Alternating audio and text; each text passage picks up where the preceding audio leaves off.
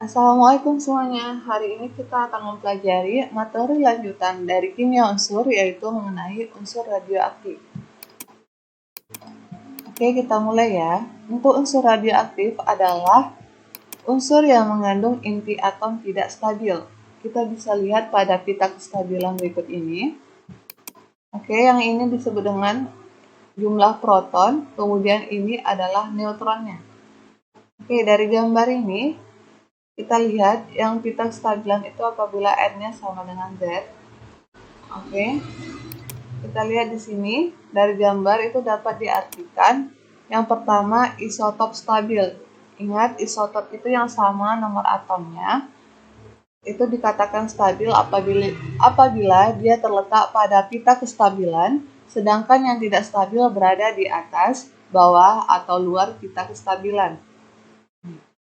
Oke, kemudian yang kedua, unsur bernomor 83 ke bawah bersifat stabil kecuali teknisium dan prometium, namun dapat memiliki isotop yang tidak stabil disebut radioisotop.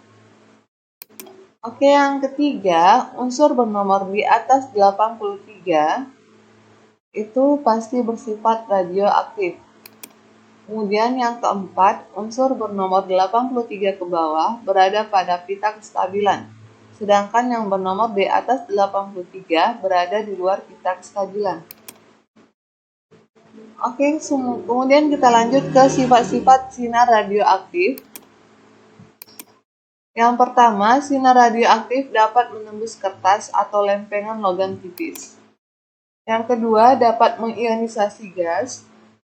Yang ketiga, sinar radioaktif dapat menghitamkan plat film. Yang keempat, dapat menyebabkan ZNS berpendar. Dan yang kelima, dapat diuraikan oleh medan magnet. Oke, kemudian kita masuk ke jenis-jenis partikel dasar radioaktif. Ini terlampir pada tabel. Oke, kita lihat untuk jenis-jenis sinarnya. Yang pertama itu ada sinar alfa yang dilambangkan dengan alfa 42. Itu sama dengan helium 42. 4 di sini adalah nomor massa dan 2 ini adalah nomor atomnya atau muatan, ya kan? Nomor atomnya. Kemudian kita lihat muatannya di sini bernilai positif. Kemudian setelah sinar alfa ada sinar beta. Ini dia beta 0-1 bermuatan negatif dan massanya 0. Beta sama dengan elektron. Jadi elektron itu muatannya -1 dan bermassa 0. Jadi sini muatannya negatif. Kemudian ada sinar gamma. Sinar gamma itu dia muatannya 0 dan massanya 0. Kemudian setelah sinar gamma ada neutron yang dilambangkan dengan N kecil. Ini N10 bermuatan 0, massa 1. Setelah neutron ada proton dan dilambangkan dengan P kecil, P11. Itu sama dengan hidrogen 11 dan bermuatan positif. Terus ada positron. Ini adalah anti-elektron atau kebalikan dari elektron. Kalau elektron dia bermuatan negatif, di positron dia bermuatan positif. E01, kita lihat muatannya positif. Kemudian deuteron, ini adalah isotop dari hidrogen. Jadi ini isotop, ingat ya, nomor atomnya sama, tapi massanya beda. Deuteron itu 21D, di mana muatannya 1, dan nomor massanya 2. Oke, lihat. Itu sama dengan H21. Kemudian triton itu T31 sama dengan H31 bermuatan positif. Oke, kita lanjut. Oke, untuk unsur radioaktif dia itu bisa mencapai kestabilan yaitu dengan cara yang pertama memancarkan sinar radioaktif dan yang kedua menembakkan sinar radioaktif. Oke, kemudian kita masuk ke peluruhan inti. Untuk peluruhan inti yang tidak stabil akan mengalami peluruhan, yaitu proses perubahan dari inti yang tidak stabil menjadi inti yang lebih stabil dengan cara yang pertama, apabila intinya terletak di atas pita kestabilan. Dia dapat stabil dengan cara memancarkan sinar beta atau elektron. Ini adalah prosesnya. Awalnya dia neutron 1,0 itu berubah menjadi proton 1,1 ditambah elektron 0-1. Jadi neutron ini dia mengalami peluruhan ya kan, menjadi proton sama elektron. Kita lihat kalau reaksi kayak gini, jumlah massa sama nomor atomnya itu harus sama. Kita lihat di sini neutron massanya 1 dan nomor atom atau muatannya ini adalah 0 sebelah kiri. Terus sebelah kanan ini ada proton nomor massa 1, elektron nomor massa 0. Jadi 1 tambah 0, 1. Jadi sama dengan yang kiri. Kemudian untuk nomor atom atau muatannya, proton bermuatan 1, elektron 1. Jadi 1 kurang 1 itu sama dengan 0. Jadi ingat ya, kalau reaksi ini seperti kayak gini, kita harus samakan nomor massa sama nomor atomnya. Harus sama ruas kiri dan ruas kanan. Oke, kemudian kita lihat tadi dia memancarkan sinar beta atau elektron. Kalau dia dipancarkan, berarti itu berada di sebelah kanan tanda panah. Oke, kemudian contohnya tadi adalah dari karbon dengan nomor massa 14, nomor atom 6, itu terurai dia menjadi nitrogen, jadi nomor massa 14, nomor atom 7, ditambah dengan pancaran sinar elektron 0-1. Kita lihat di sini, karbon nomor massanya 14 itu sama dengan nitrogen nomor massa 14 ditambah nomor massa si elektron, 14 tambah 0, 14. Kemudian karbon nomor atomnya 6 itu sama dengan nitrogen yang nomor atomnya 7 ditambah nomor atom atau muatan si elektron 1. 7 kurang 1 itu sama dengan 6. Jadi ingat ya, muatan sama nomor atom harus sama. Kemudian ini ada sulfur atau belerang, nomor massanya 35, nomor atom 16, itu sama dengan klorin, nomor massa 35, nomor atom 17. Yang ini ditambahkan dengan elektron. Kita lihat di sini sulfur nomor massa 35. Ini sama dengan klorin nomor massa 35 ditambah elektron yang nomor massanya 0. 35 tambah 0, 35. Terus sulfur yang 16 ini sama dengan si klorin ditambah dengan muatan elektron 17 kurang 1. Jadi 16. Dan dia sama-sama ini kan dari reaksi yang pertama ini memancarkan sinar beta atau elektron. Oke. Kemudian yang kedua, langkah yang dapat digunakan adalah memancarkan sinar neutron. Neutron itu dia contohnya adalah helium 25 terurai menjadi helium 42 ditambah neutron 10. Kita lihat di sini nomor massa isotop heliumnya adalah 5. Di sini heliumnya 4 ditambah neutron 1 jadi 5. Yang bawah nomor atomnya itu 2, yang ini juga sama, 2 tambah 0. Sama dengan 2. Oke, kemudian yang kedua, inti yang terletak di atas pita kestabilan, itu caranya biar stabil adalah dengan memancarkan positron atau anti-elektron. Pada proses ini terjadi perubahan proton menjadi neutron. Oke, kita lihat ini proton 11 diuraikan menjadi neutron 10 tambah positron 01. Kita lihat kan ini 1, yang sebelah kanan 1 tambah 0, yang ini juga 1, untuk nomor atom atau muatannya ini sama 0 tambah 1. Oke, kemudian contohnya itu adalah ada isotop karbon dengan nomor atom 6, nomor massa 11, ini diuraikan menjadi boron, nomor massa 11, nomor atom 5, ditambah dengan positron 01. Jadi kita lihat di sini nomor massanya sudah sama, kiri dan kanan, dan nomor atomnya juga sama. Dengan cara isotop karbon ini berubah, jadi stabil menjadi boron, itu dengan cara memancarkan positron. Oke, cara selanjutnya untuk inti yang terletak di atas pita kestabilan mencapai kestabilan itu adalah dengan cara memancarkan proton. Contohnya, Ini ada isotop belerang dengan nomor atom 16, nomor massa 33, itu diuraikan menjadi fosfor, nomor atom 15, nomor massa 32, ditambah dengan proton. Oke, kita lihat yang dipancarkan proton sebelah kanan, nomor massa proton 1, nomor atomnya 1. Kita lihat di sini, nomor massa dan muatan sebelah kiri dan kanan itu harus sama. Untuk sulfur atau belerang, nomor massa 33 itu sama dengan fosfor nomor massa 32 ditambah dengan proton nomor massa 1. 32 tambah 1 itu 33. Kemudian nomor atomnya sama juga, 15 tambah 1, 16.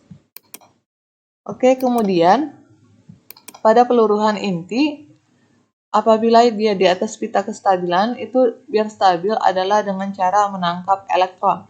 Elektron terdekat dengan inti atau elektron yang berada di kulit K ditangkap oleh inti atom sehingga terjadi perubahan.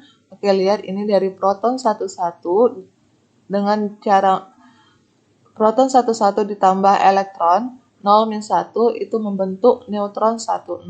Kita lihat di sini muatannya 1 kurang 1, 0, dan masanya 1 tambah 0, 1. Oke, contohnya itu adalah pada kalium dengan nomor atom 19, nomor massa 40, dia berubah menjadi argon 1840, itu adalah dengan cara menangkap elektron. Elektronnya 0-1. Lihat nomor atom atau muatannya 19 kurang 1 itu 18, dan nomor massanya 40 tambah 0 itu adalah 40. Oke, kemudian yang ketiga, ini adalah inti yang terletak di seberang pita kestabilan atau Z.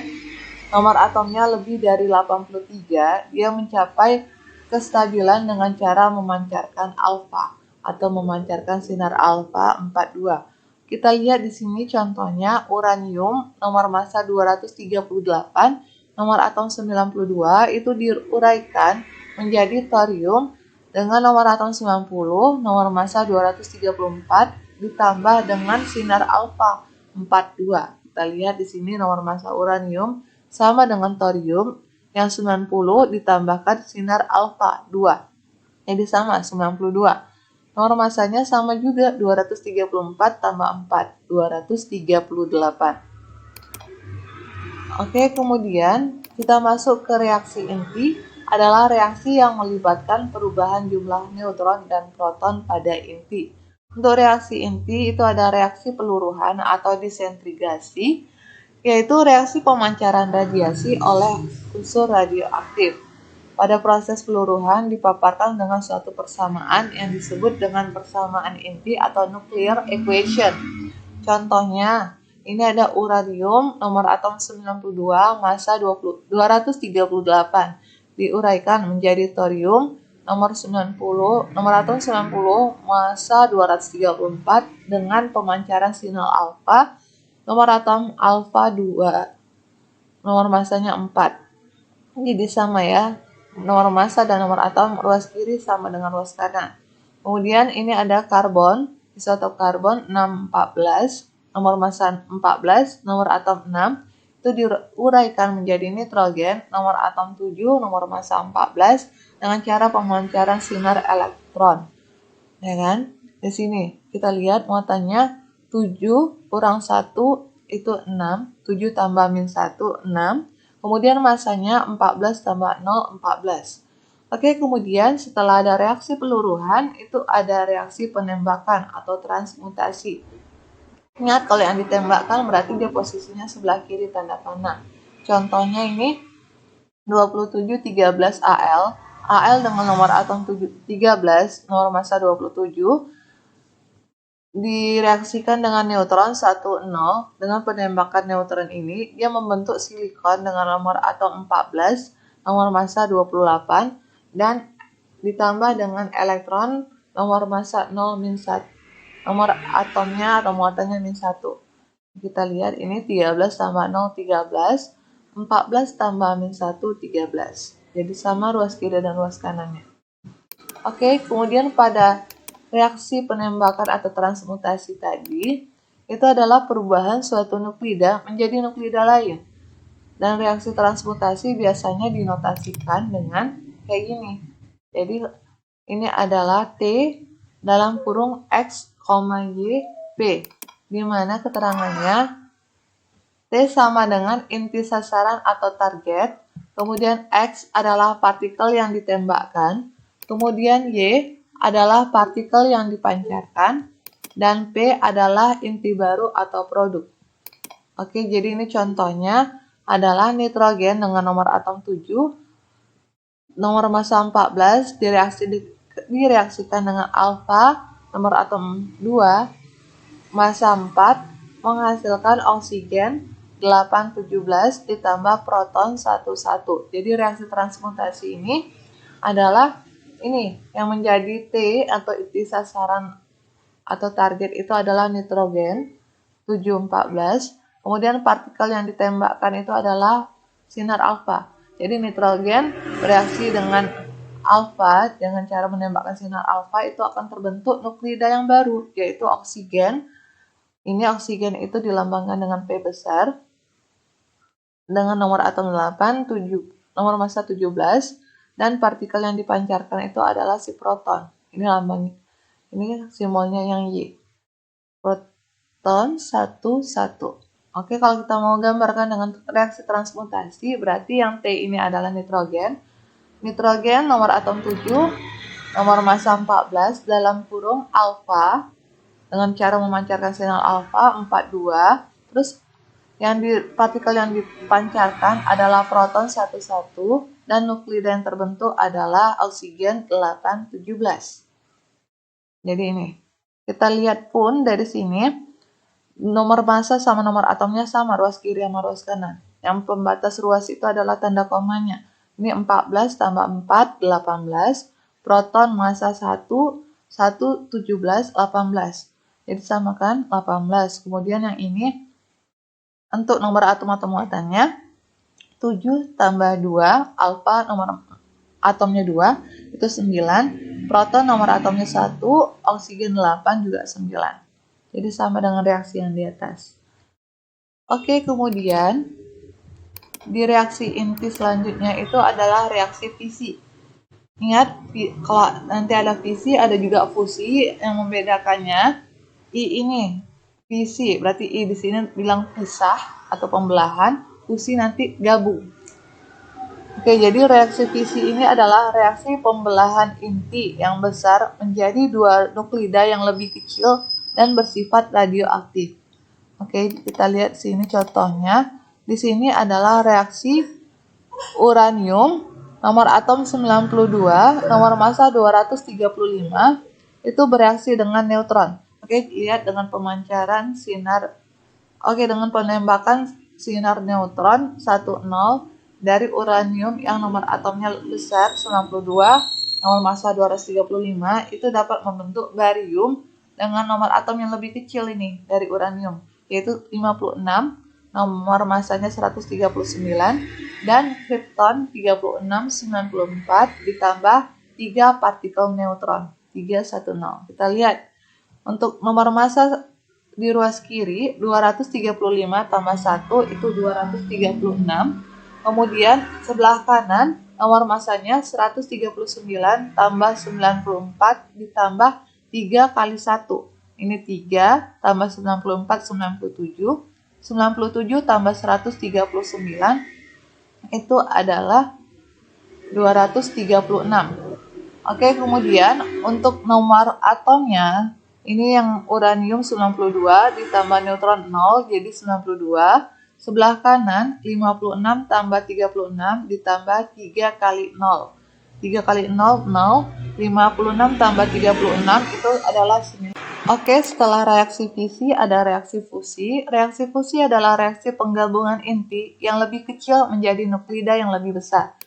Contohnya, ini adalah reaksi hidrogen 21 dengan nomor massa 2, nomor atom 1, ditambah hidrogen nomor massa 3, nomor atom 1, menghasilkan helium nomor massa 4, nomor atomnya 2, ditambah partikel neutron 1, 0, dan ditambah energi. Jadi di sini kita lihat nomor massanya, ruas kiri itu ada 5, 2 tambah 3, ruas kanan itu juga 5.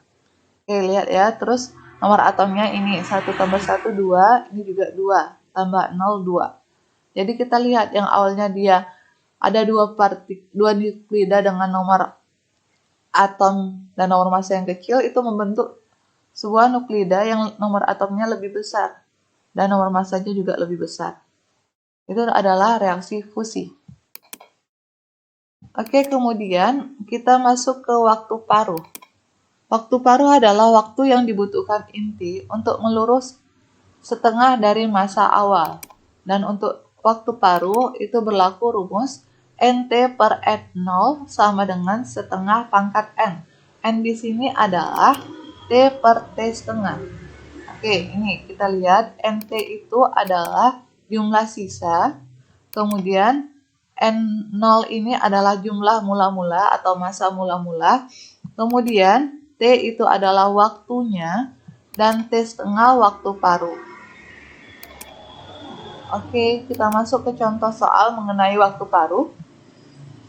Suatu zat radioaktif mempunyai waktu paruh 20 tahun.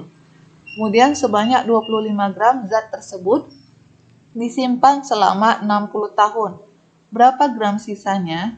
Oke, jadi dari soal diketahui T setengah waktu paruhnya 20 tahun, kemudian sebanyak 25 gram. Ini adalah masa awalnya ya kan? Dan yang T ini adalah 60 tahun. Waktu penyimpanannya 60 tahun, waktu paruhnya 20 tahun. Oke, kemudian tadi N0-nya 25 gram, dan yang ditanya adalah massa sisanya, jumlah sisanya. Jadi menggunakan rumus NT per N0 sama dengan setengah pangkat N. N-nya kita cari dulu. N sama dengan T per T setengah, yaitu 60 per 20 sama dengan 3. Kemudian kita dapat N-nya, kita masukin ke rumus. NT per N0 sama dengan setengah pangkat N. NT ini yang dicari, berarti NT per 25 sama dengan setengah pangkat 3. Setengah pangkat 3 itu sama dengan 1 per 8. NT per 25 sama dengan 1 per 8. Kemudian kita kali silang. 8 NT sama dengan 25 gram. NT sama dengan 25 bagi 8, yaitu 3,125 gram. Oke, kemudian kita bahas kegunaan radioisotop. Oke, radioisotop digunakan sebagai perunut atau pelacak karena perpindahannya dapat diikuti berdasarkan radiasi yang dipancarkan. Oke, kalau sebagai perunut ini dalam bidang kedokteran, isotop iodin 131 itu digunakan untuk mendiagnosis penyakit kelenjar gondok. Kemudian, isotop natrium 24 digunakan untuk mengetahui penyumbatan darah pada urat. Kemudian pada bidang arkologi, isotop karbon 14 digunakan untuk menentukan umur fosil. Pada bidang pertanian, isotop fosfor 32 digunakan untuk mempelajari cara pemupukan yang tepat. Oke, kemudian kegunaan radioisotop pada bidang hidrologi, yaitu pada isotop Na24, natrium 24, ini berarti massanya 24 ya, digunakan untuk menentukan debit air dan mengetahui gerak lumpur pada sungai. Dan yang kelima, pada bidang biologi, isotop karbon 14 digunakan untuk mempelajari peristiwa fotosintesis. Dan pada bidang kimia, isotop oksigen 18 digunakan untuk mempelajari mekanisme reaksi esterifikasi. Oke, selanjutnya kegunaan radioisotop, yaitu digunakan sebagai sumber radiasi karena daya tembus radiasinya serta akibat dari radiasi terhadap bahan yang dilalui. Pada bidang kedokteran, isotop kobalt 60 digunakan untuk terapi penyakit kanker. Kemudian, pada bidang pertanian, untuk memberantas hama dan pembuatan bibit unggul. Yang ketiga itu pada bidang industri, untuk mengawetkan makanan dan minuman dalam kaleng. Dan yang ketiga, radioisotop itu digunakan sebagai sumber energi. Contohnya adalah untuk PLTN atau pembangkit listrik tenaga nuklir dengan menggunakan reaksi fisi bahan bakar fosil uranium 92.